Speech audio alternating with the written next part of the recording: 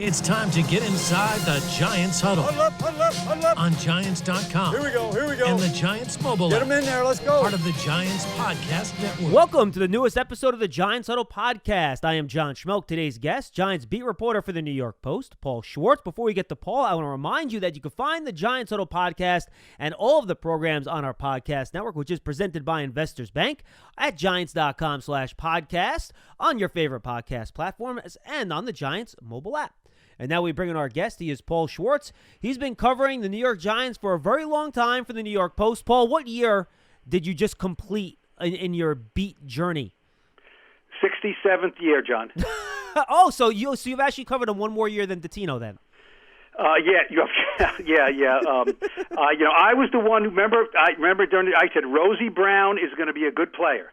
You know, you take Rosie Brown as an offensive lineman, and I said Y.A. Tittle.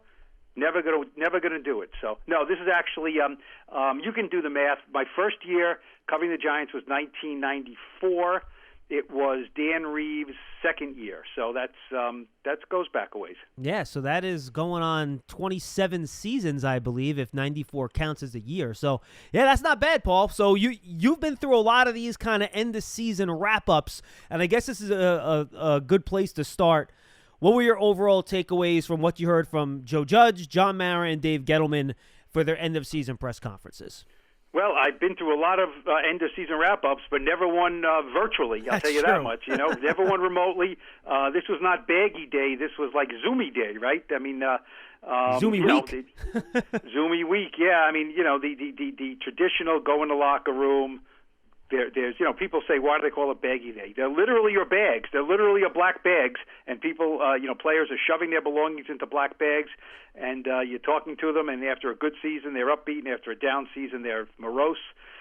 This was an unusual one in a lot of ways, John. First of all, because it wasn't like we knew this day was coming when it happened, because the Giants were in a bizarre playoff race, as we know.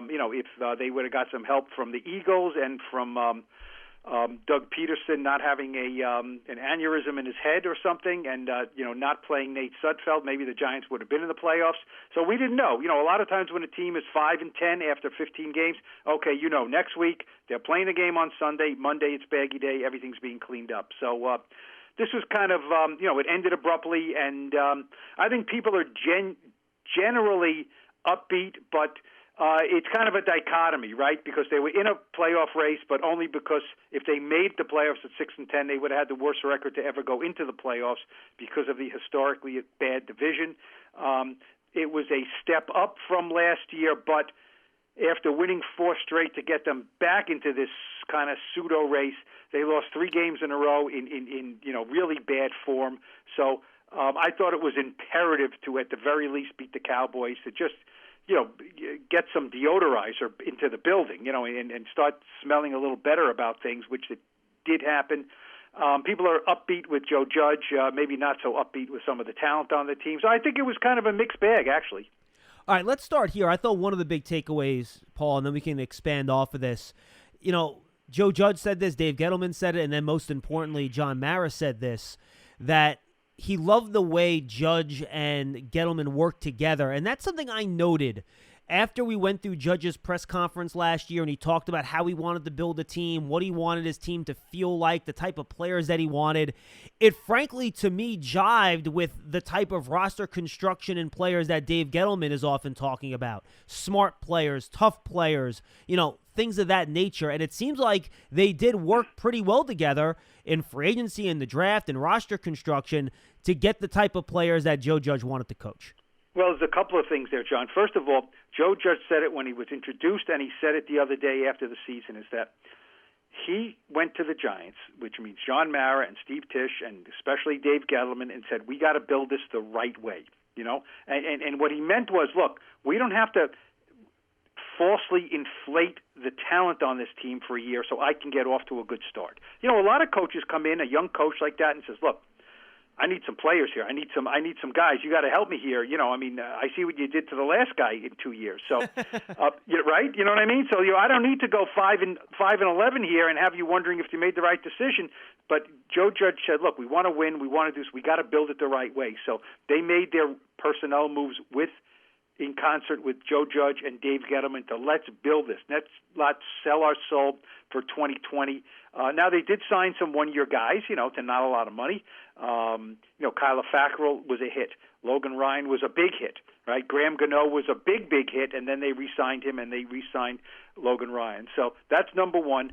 And everyone tells us that Joe Judge and Dave Gettleman essentially see the game the same way, see players the same way. They like big guys. They like running the ball. They like playing defense. They value defensive linemen. Just because Joe Judge spent 8 years in New England doesn't mean he rubber-stamped everything that went on under Bill Belichick. He didn't run the show. It wasn't his vision. It was Bill Belichick's vision, and Joe Judge fit a role in that vision. I'm sure there's a lot of what Bill Belichick did that Joe Judge loves, but that doesn't mean he's going to construct the exact same roster that Bill Belichick did. And also, by the way, Bill Belichick didn't put together the same roster year to year either, right? He was like a chameleon. So I think the fact that Joe Judge, people were saying, if Joe Judge doesn't want Dave Gettleman here, he's not going to be here. That's not the way it works with the Giants. The head coach does not have authority to go to the owner and say, get the GM out. But if Dave Gettleman was being a hard ass about things and John Mara had to broker truces all the time, he wants this guy, I don't want this guy. He sees it this way, I see it that way. That would have been a problem. And in a power struggle, Joe Judge would have won because he's in his first year. And, he's the fair-haired boy now. And Dave Gettleman was coming off 2 years that weren't so good. But that didn't happen. Cooler heads prevailed. Smartness in the room prevailed. And these guys can work together. And, so much for this, Dave Gettleman might be on the way out and Joe Judge is on the way in. You have to have a synergy between the GM and the coach. You do. But that doesn't mean a 69-year-old and a 38-year-old can't have synergy, and it seems like they did have synergy. Yeah, absolutely. And, we've fielded a lot of calls over the performance over the last 3 years with Dave Gettleman as the general manager. And John Mara spoke about the missteps in Dave's first year in 2018. Dave has talked about in the past, Paul, how in that first year he tried to kind of rebuild and compete at the same time, which was always a very, narrow needle to thread. But he tried, and it didn't work. And they talked about those miscalculations. But since then, and specifically you mentioned this offseason, there seems to be progress in the right direction. To use John Mara's phrasing, the batting average has certainly gone up. So to me, that explains why they're sticking status quo here, is that they're prioritizing what's happened in the last year and a half, as opposed to what happened when Dave first came on 3 years ago. Yeah, you can't do revisionist history, John, as far as after last season, Pat Shurmur was let go after 2 years. I mean, that's a big miss for an organization to have a coach for 2 years, especially not a young coordinator. And, okay, we thought he'd be good. It just didn't work out. Pat Shurmur had been in the league. He'd been a head coach before. You kind of thought you knew what you were getting with him. And after 2 years, Giants just said, look, we made a mistake. We got to move on here. So that was a big hit for John Mara and for Dave Gettleman because they both signed off on Pat Shurmur. And now you move forward, and Dave Gettleman in 2018, as you said, right, he looks at it. Maybe he felt pressure to say, look, we got to win. We got to, patch some holes here. The whole Eli Manning thing was just hovering over the building. Eli's on his way down. How much of it was Eli's fault? How much was because he was getting older? How much of it was they just didn't put enough things around him? That really just was a real drain on the whole organization, okay? And it was not handled great at times there. But that's going back. The key is John Mara, after last year, put Dave Gettleman on notice. The team has to get better. Personnel decisions have to get better. And as you said, the batting average has to get better. So they didn't fire him because he hit 235 last year. They said, you need to hit 300 in 2020 or 310 or whatever the number is. You need to improve. So after he did, we can talk about it, right? Blake Martinez, James Bradbury, Logan Ryan, Kyler Fackrell, Graham Gano, who, just hit his 800th straight field goal.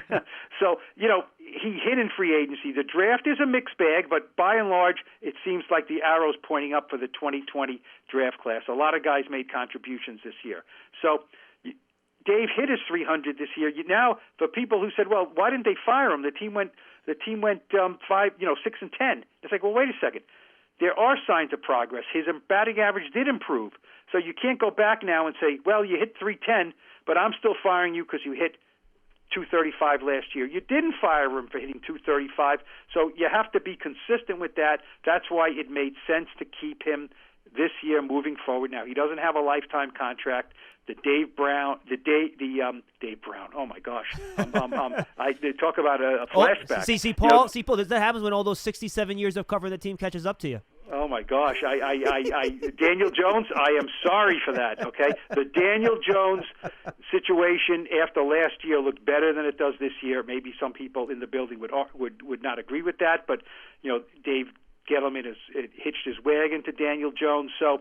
It has to play out, but I don't know what. You know what, John? Look, not to digress, but we live in a pretty angry society. Yeah, you think? World. and it's just, let's not get political here, but unless you want to. No, please no. I understand. It's a family Giants-oriented podcast, but I never understood how people have this bloodthirst to fire people in the media as fans. I get it. Fans are passionate. Oh my God, I'm a fan of teams.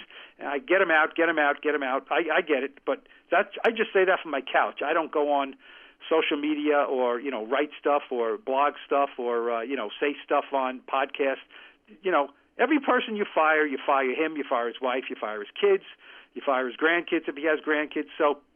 Let's lighten up with firing everybody. Let the guys do their job. Criticize when need be, but I don't understand just this thumbs up, thumbs down for everything in the world. Yeah, and Paul, I think, and I've tried to think about this psychologically too. And you've experienced more New York sports than I have, but in what I've seen, fans go through cycles, right? First, they try to blame the coach, and they say, all right, if we change the coach, everything will get better. Oh, okay, that didn't work. Okay, well, what other one thing can we change to fix everything? Oh, the general manager. Okay, we'll change him.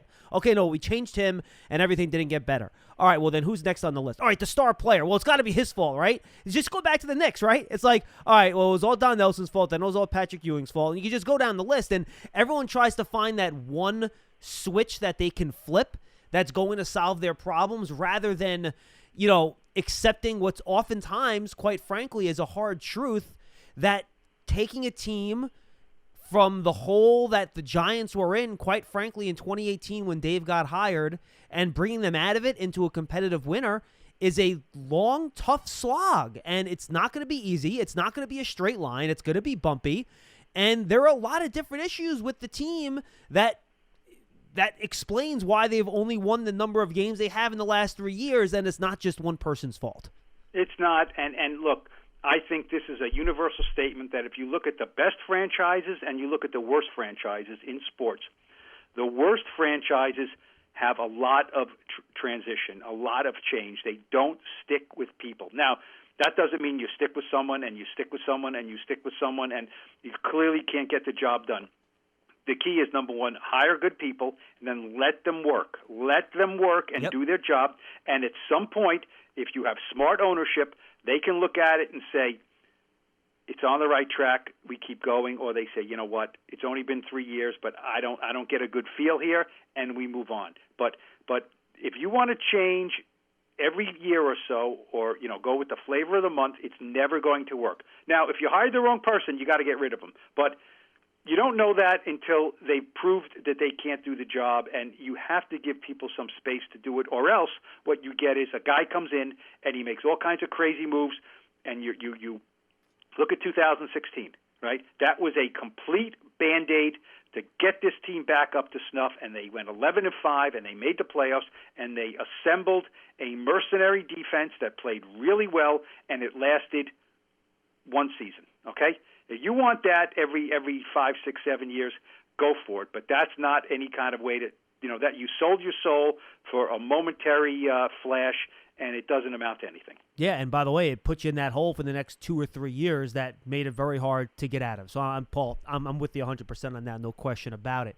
I want to remind fans that Giant fans should get a Giants checking account from Investors Bank with a Giants branded debit card, security features, and discounts at the Giants online shop. You can earn up to $250 when you open an account at investorsbank.com/Giants.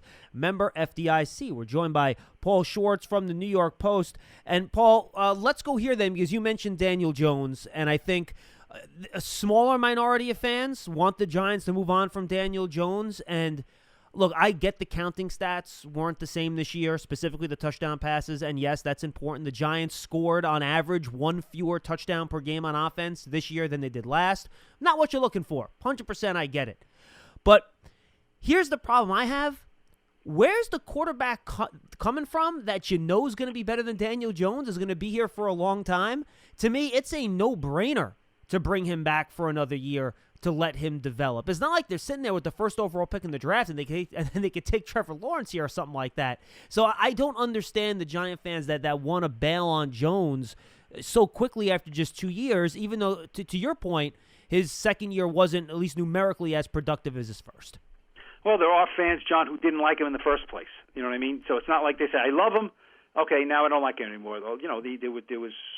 I was surprised when they picked him at number 6 overall. So was I. I was too. You know, I was surprised, and yeah, look, you can't say I don't want this quarterback, so get another quarterback. No, who is the other quarterback? And quarterbacks come out and around every year. Now, if you say, well, Trevor Lawrence is generational, so they don't come around like him every year. That's fine.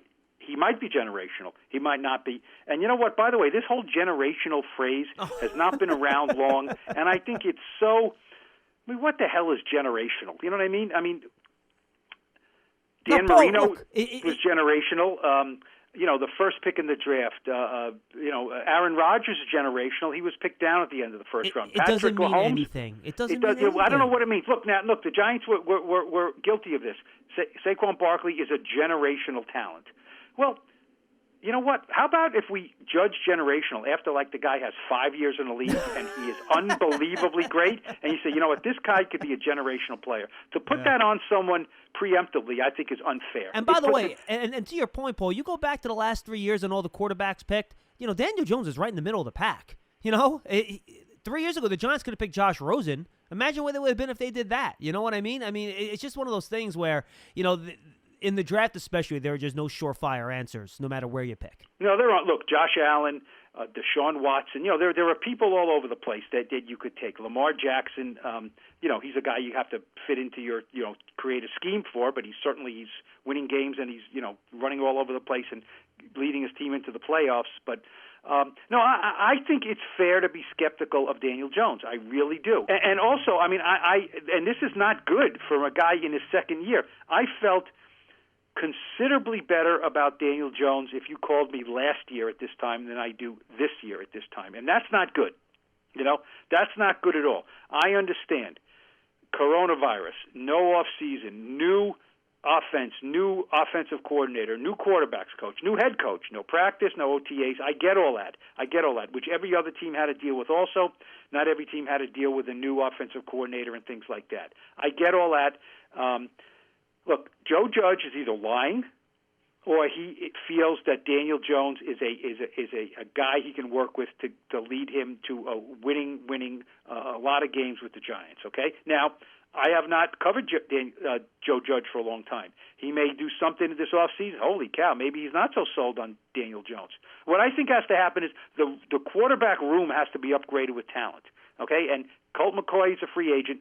Everyone loves Colt McCoy.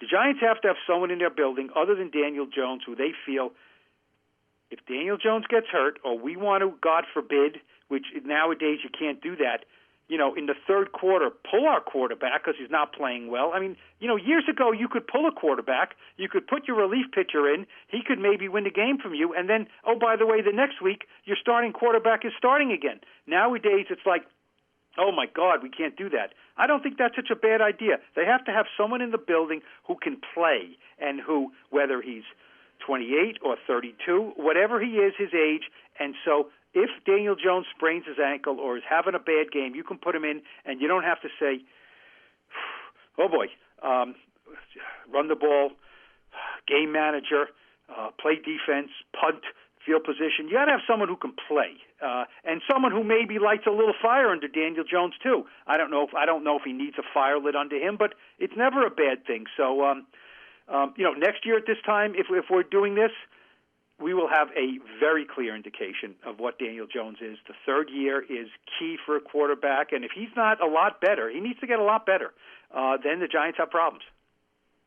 When you look at the offense, Paul, in general, and you want to try to put your finger on the pulse in terms of why the offense lacked the production that it needed to win games this year. And let's be honest, 17 points per game in the modern NFL, you're not winning many games. You're just not. I don't care how good your defense is. So I don't want to say play the blame game, but if you want to go under the hood and figure out why the engine wasn't moving the way it's supposed to, where would you place your finger? Okay, I would place my finger on whatever player and turf at Soldier Field conspired to knock Saquon Barkley out in after 6 quarters this year. Now, that's not an absolution. Okay, the Giants lost Saquon Barkley. We can't expect them to have a good offense. But there's only so many dynamic guys you can have. Notice I didn't say generational, right? There's only so many dynamic guys you can have on your offense, and other than the Chiefs, you know what I mean? You only have so many of them. And Saquon Barkley was the Giants guy, and he got hurt, and he missed the season, and that was a big problem. Now, Wayne Gallman did some nice things, Devonta Freeman and Alfred Morris, but those guys are stopgaps. You know, they can get the yards. If the play's blocked up for them, they can get the yards. Saquon is a difference maker. So the offense was built around a difference maker who wasn't there. Big problem. There was no dynamism to their offense at all. Okay, there wasn't. Evan Ingram made the Pro Bowl. I love Evan Ingram. Did not deserve to make the Pro Bowl. And he's I don't think he had a great year. Okay, I think he's a player on the rise, but he didn't rise enough at all. Sterling Shepard is a battler and a good player. He's not a number one receiver. Darius Slayton kind of had a milquetoast second year. Golden Tate is what he is. I don't expect him to be back. So the offensive line was very young. They got guys in. They struggled early. Nick Gates was bad the first month. Andrew Thomas was bad the first month. They got better. You know, they got better, and that's good. That's the curve you want is to get better. But did Jason Garrett do a great job of adjusting to having an offense without Saquon Barkley? Probably not.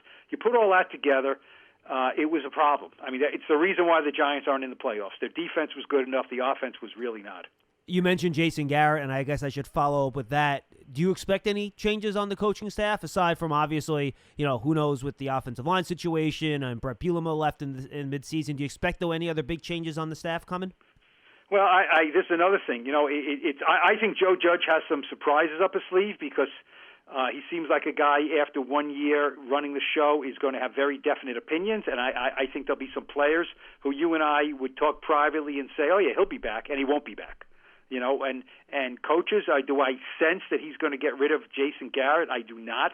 Now that decision could be made for him if the Chargers or another team hire him. I think that's kind of a long shot. But when you interview, as you know, if you interview, you're not nearly as much of a long shot as if you don't interview. Yep. So, it only takes one team to fall in love with you. And Jason Garrett, in some ways, might have more going for him as a head coach than he does as an offensive coordinator, and that's almost not even a backhanded compliment.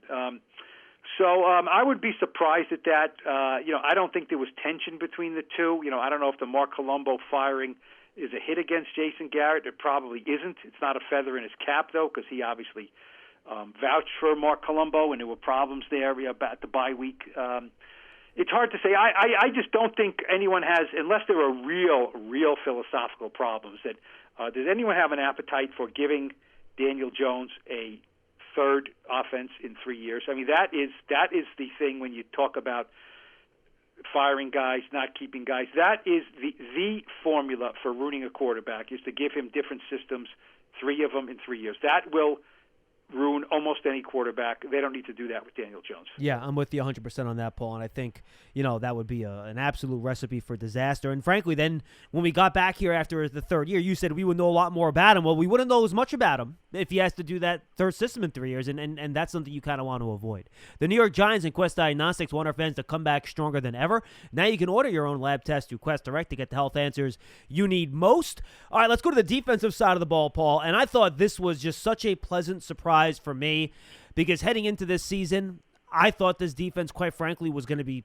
bad. I thought they were going to give a lot of points, and quite frankly, it was the strength of the team. And I think you really got to tip your cap to first the coaching staff for putting the players into a position and into a system that took advantage of their talent.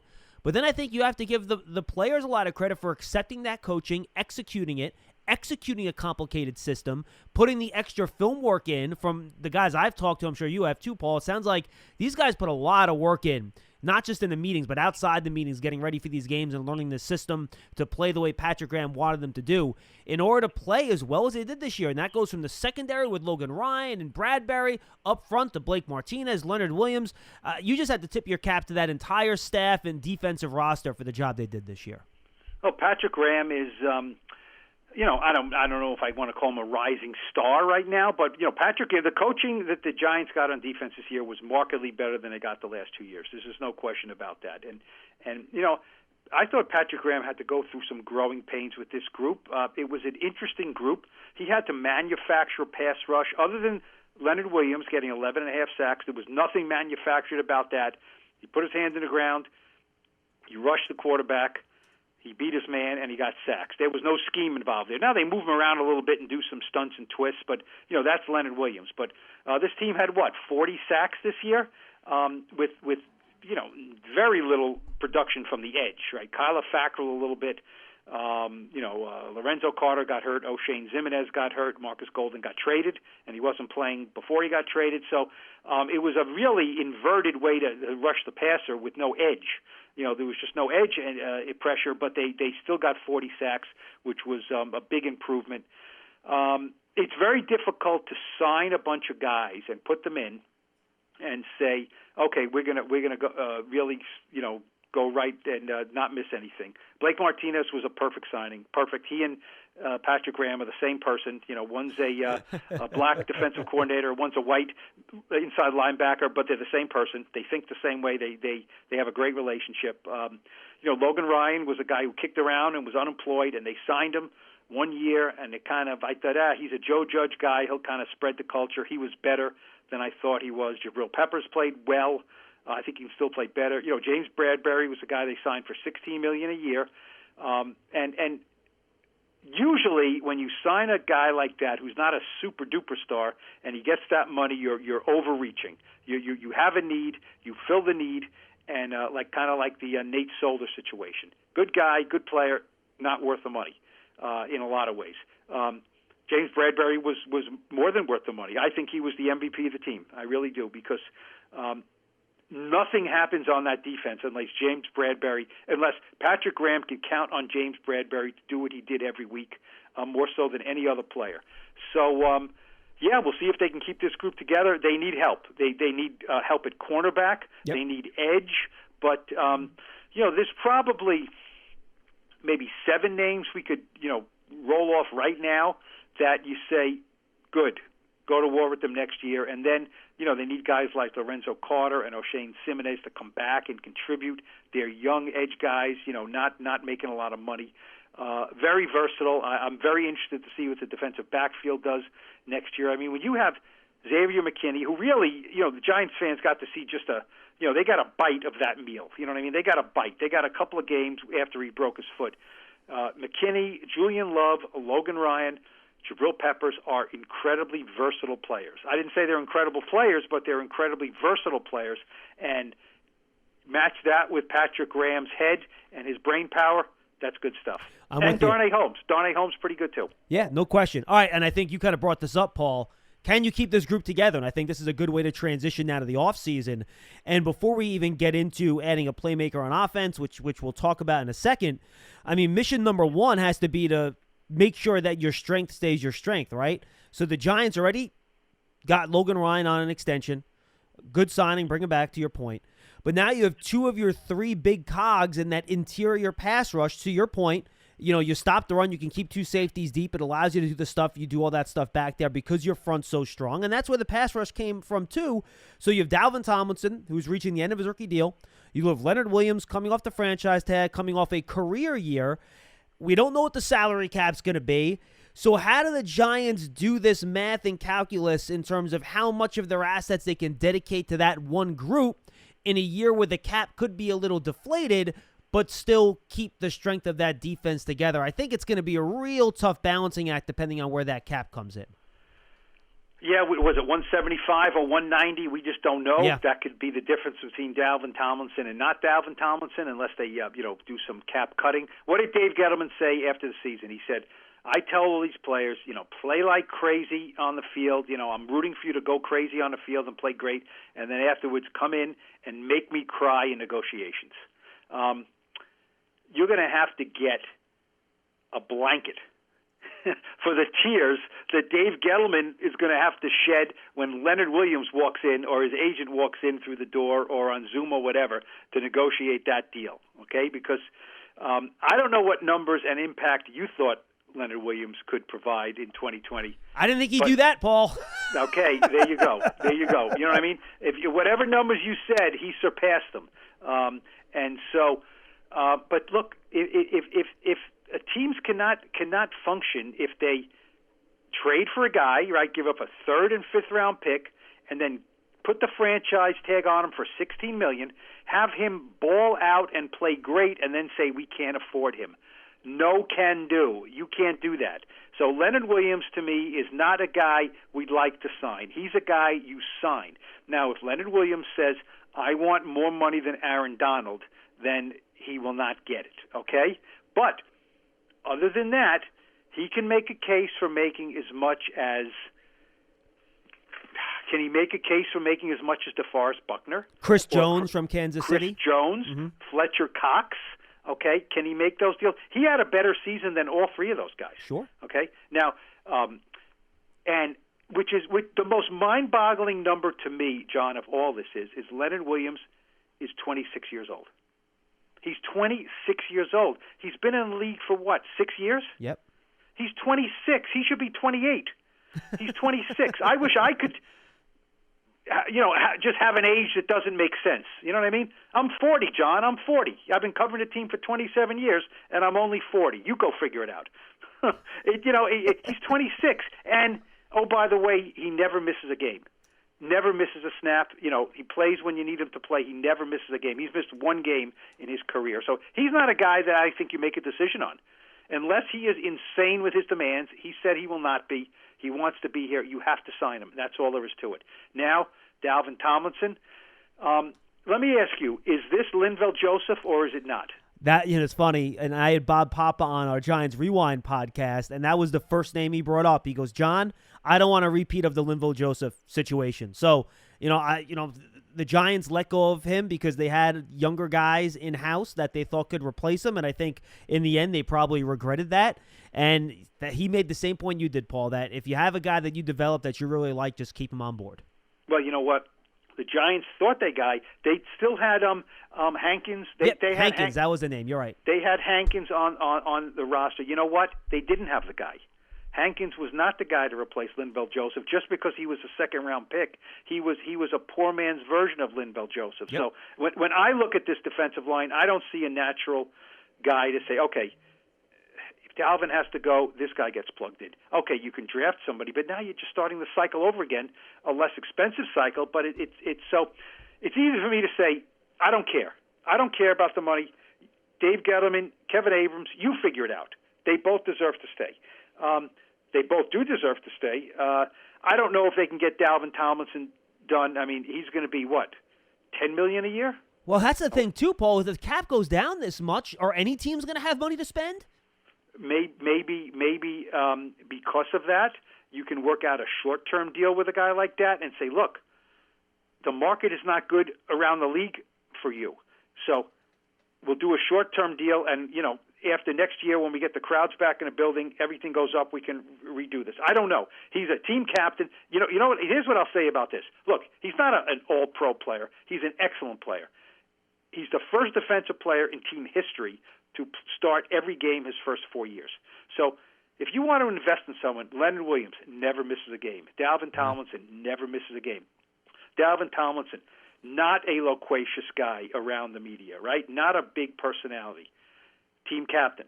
What does that say? They didn't nominate him to be a team captain because he's the big talker. They nominate him because there's great respect for him. So everyone in the building, if they don't re-sign Dalvin Tomlinson, all these young players going to have in the back of their head, I can play my butt off for 4 years. I can do it the right way, never miss a game, be a really good player, and they're not going to take care of me. I'll go on. Now, look, if Dalvin Tomlinson signs with another team and makes a fortune of money, players will say, okay, that's, if I don't get it here, I'll get it somewhere else. That's great.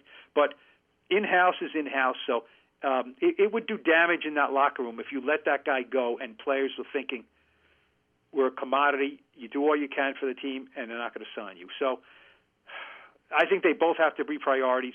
Logan Ryan said at the end of the season, the strength of our defense is our defensive line. If you take one of those guys away, it's less a strength. All right, let's look to the offensive side of the ball, Paul, and all three. Actually, I don't think Joe Judge mentioned it, but John Mara and Dave Gettleman certainly did in their postseason press conferences. This team needs to add weapons on offense. They need playmakers. How do you think these playmakers come? There are a few wide receivers now in free agency that are pretty attractive, but we already talked about the budgeting issues, and it's another supposedly deep wide receiver class in the draft. So how do you think the Giants go about their business here trying to find a playmaker on offense? I think the draft, okay? I like drafting receivers. I don't like signing receivers. Now, a guy like Curtis Samuel, he had a good year for the Panthers, right? Dave Gettleman drafted him. He's not a upper-tier guy. He's not Allen Robinson or Juju Smith-Schuster. So maybe he's a guy you bring in. Look, you can't look at this and say, we have to bring in a number one. We have to bring in an Odell Beckham Jr. type guy because it's just hard to do. It's hard to do. There are hits and misses in the draft, but like you said, look, college, how many times do you put on the TV on Saturday and you watch these games and these freaks are making great catches? So you right? don't think they have to use that 11th pick on a wide receiver is your point? Well, I'm not saying that. I don't think they have to do anything. I think Right. they have to get a really good impact player at number 11, and I don't think it's going to be a defensive lineman. I don't love picking cornerbacks in that area. I think cornerbacks are just so hit or miss up there that there are some great ones, there are some not great ones. I'm always squeamish of that, but if all of a sudden there's a tackle who's there, who they said offensive tackle, and holy cow, this guy, we had him 5th on our board, he's sitting there at 11. You can use that. You can use that. I don't think there's a question about that. But I wouldn't say right now you can't use the number 11 pick on a receiver. You can get one in the second round. Sterling Shepard was a second-round pick. I just think it's a lot of money to spend for receivers. Sometimes they're divas. Sometimes they're guys who fit into certain systems. The Giants want to run the ball with Saquon Barkley.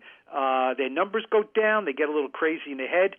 So I don't know. Chris Goodwin, Allen Robinson, like we said, Kenny Golladay. These guys are going to ask for the moon. Now look, the Bills got Stephon Diggs, right? And he transformed their team. 4, by the way, a young quarterback who was entering his 3rd year. And without Diggs, Josh Allen doesn't have the great season he has. So maybe the Giants look at one of these guys and say, he can do for Daniel Jones what Diggs did for Josh Allen. And, if that's the case, so be it. All right, Paul, final question on the Giants, and you kind of referenced it in this answer a little bit, and I think it's a good place to go. How do you think the organization and, I guess, fans should look at this offensive line? Because I think it's interesting. I think you feel pretty good about Andrew Thomas, how he finished out the year, despite that rough patch against Arizona. I think you had to really like what Nick Gates did at center. I think you feel great about that. But Lemieux and Hernandez, are you sure about either guy? Kevin Zeitler has that big contract number. What's going to happen with him? Right tackle, did Matt Parrott show enough? Is Fleming a guy you want back? Is the cap savings on Solder enough where you make a move there, or would you rather have him back rather than take all that dead money? So how would you look at this offensive line? Where are they? How much do they still have to add? Can you just say, all right, we like the young guys, we'll let them grow together, let's rock, let's do this? How do you view where they are with this offensive line right now? Well, I don't think you say, we got a good young offensive line, let's rock with this. I do not. They weren't good enough. Now, look, Andrew Thomas, whether you like him or not, he is your left tackle. I mean, that's what he is. He's the 4th pick in the draft. He got better.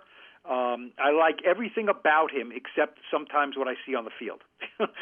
You know what I mean? I mean, he looks perfect, long arms, great comportment.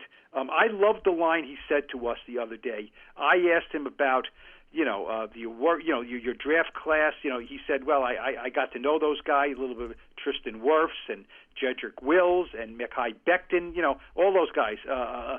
You can make a case that certainly Becton and Wills, it's not even a case, it's probably fact, had better rookie years than Thomas.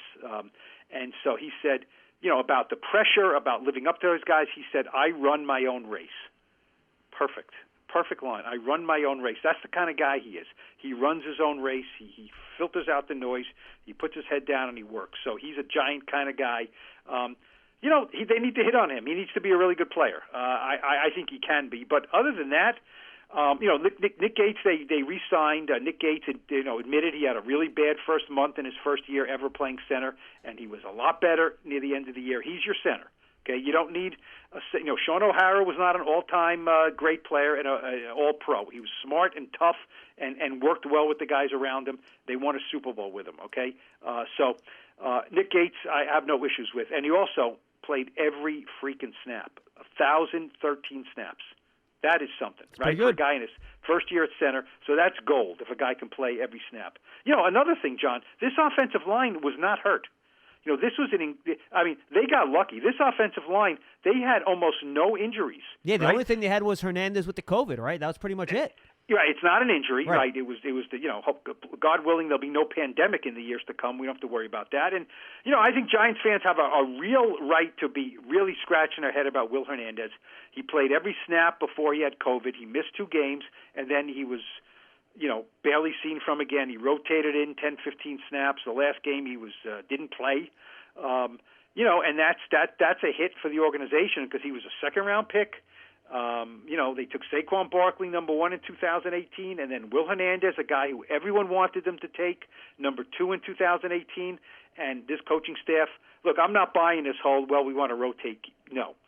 I understand you want to rotate guys in, and you want to see Shane Lemieux play, but if Will Hernandez is playing like your starting left guard should play, then he plays, okay? And look what happened down the stretch. There was no rotation. Matt Pert wasn't moving in for a few plays for Cam Fleming.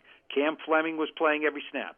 So they need a right tackle. I don't think you go into next year. Cam Fleming's a free agent.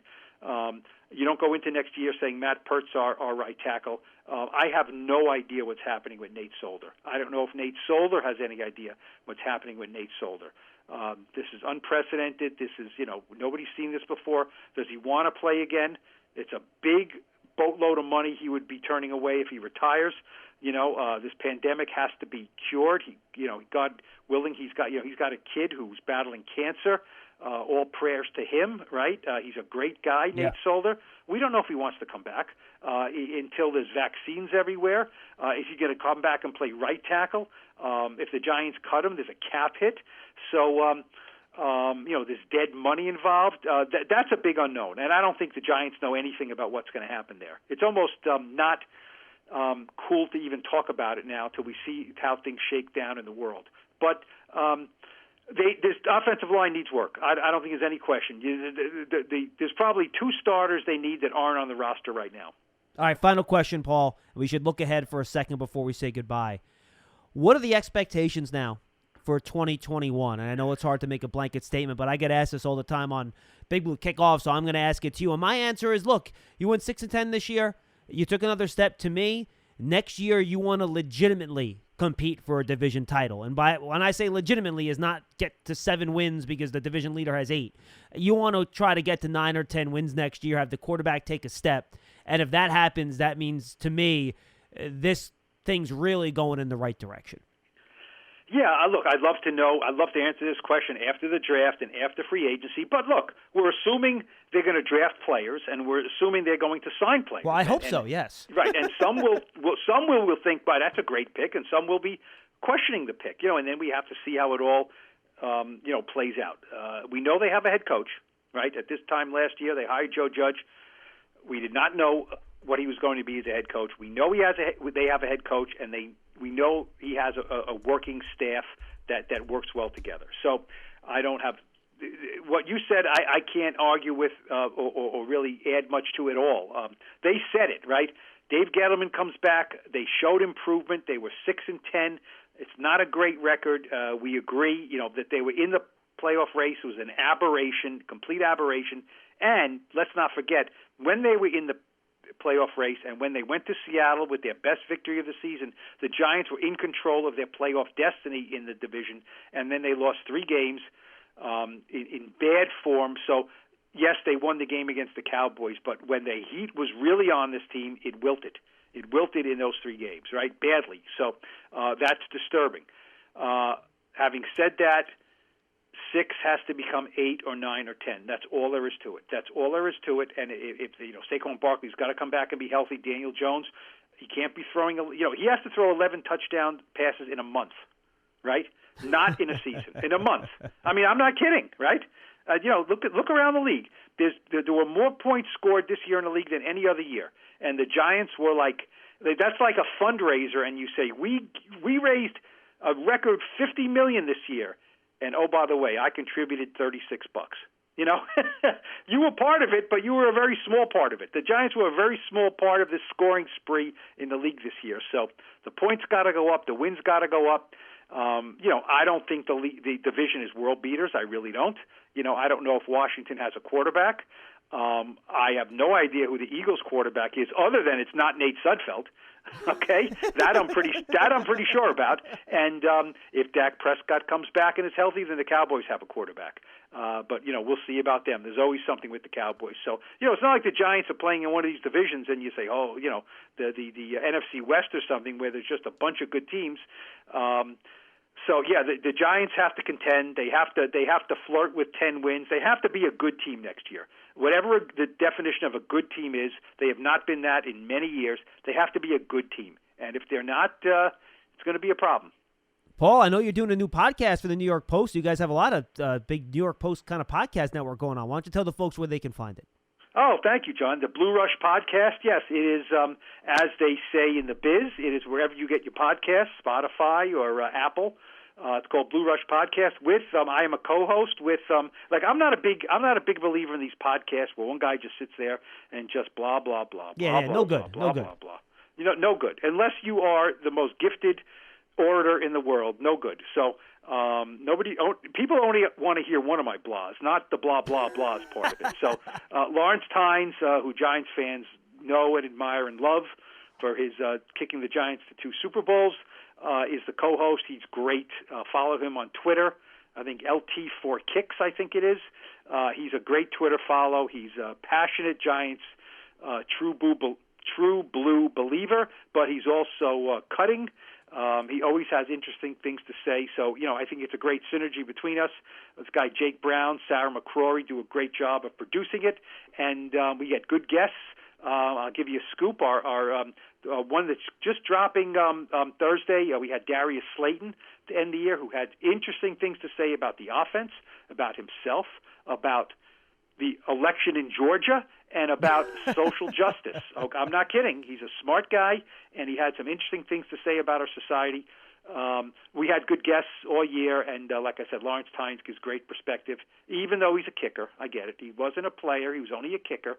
That's what I say to him, and he thinks I'm an idiot, but that's okay. Well, we have a good chemistry together, and it's a good podcast. Yes, the Blue Rush Podcast. I have to deal with Jeff Fiegels in that regard too, Paul. I understand. It's hard. These kickers are real problem childs. I understand. I get it. Yeah, but you know what? They're problem childs with some nice shiny rings on their fingers, so that tends to give you some credibility in the world, right? Absolutely. Paul, great stuff. We were longer than I thought, but it was a great conversation. Only a great way to wrap up the season. I'm not going to see you at the Senior Bowl, I doubt. We're probably not going to see each other at the Combine, so we'll see each other on Zoom whenever that happens to be, my friend. I'll talk to you soon. All right, John. Take care. That's Paul Schwartz of the New York Post, the Blue Rush Podcast.